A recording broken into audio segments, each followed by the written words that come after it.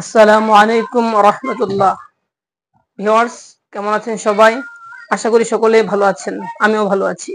আজকে আমি দেখাতে যাচ্ছি কিভাবে সহজ পদ্ধতিতে ইংরেজি শেখা যায়। তো সহজ পদ্ধতিতে ইংরেজি শিখতে হলে শুরুতেই জানতে হবে ইংলিশ গ্রামার। আর গ্রামারের মূলে যেটা রয়েছে সেটা হলো টেন্স। আমাদেরকে প্রথমে টেন্সটাই ভালো করে জানতে হবে। আজকে আমি টেন্স সম্পর্কে আলোচনা করতে যাচ্ছি একেবারে বেসিক থেকে। চলুন শুরু করি কথা না বাড়িয়ে। টেন্স টেন্স শব্দের অর্থ হলো কাল। টেন্স শব্দের অর্থ হলো কাল।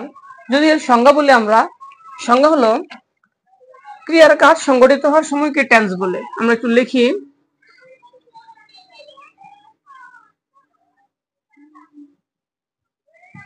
ক্রিয়ার কাজ সংগঠিত হওয়ার, তো ক্রিয়ার কাজ সংঘটিত হওয়ার সময়কে টেন্স বলে। এখন আমরা জানবো টেন্সের প্রকারভেদ।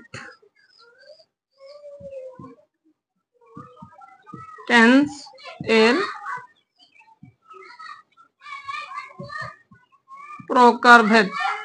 টেন্সের প্রকারভেদ। টেন্স আসলে কয় প্রকার? টেন্স তিন প্রকার: present tense, past tense, future tense. আমরা যদি লিখি, number 1 present tense.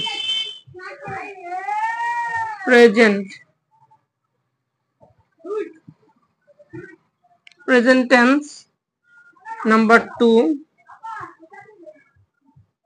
Past tense.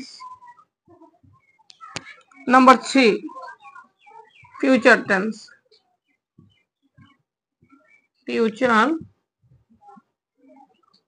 Future tense.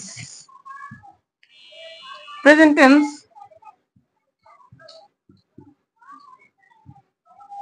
বর্তমান কাল। পাস্ট টেন্স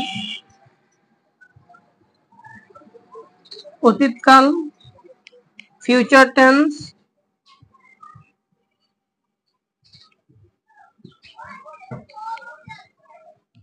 ভবিষ্যৎকাল। প্রেজেন্ট টেন্স বর্তমানকাল, পাস্ট টেন্স অতীতকাল, ফিউচার টেন্স ভবিষ্যৎকাল।